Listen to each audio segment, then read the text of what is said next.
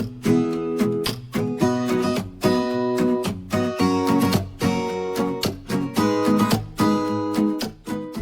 guys, so today it was a quick video. We are going to see what kind of potato harvest I got. I planted two types of potatoes. I got Yukon Gold, your typical yellow potato that we all use, you know, at like Thanksgiving dinner, and for potato chips, that kind of stuff.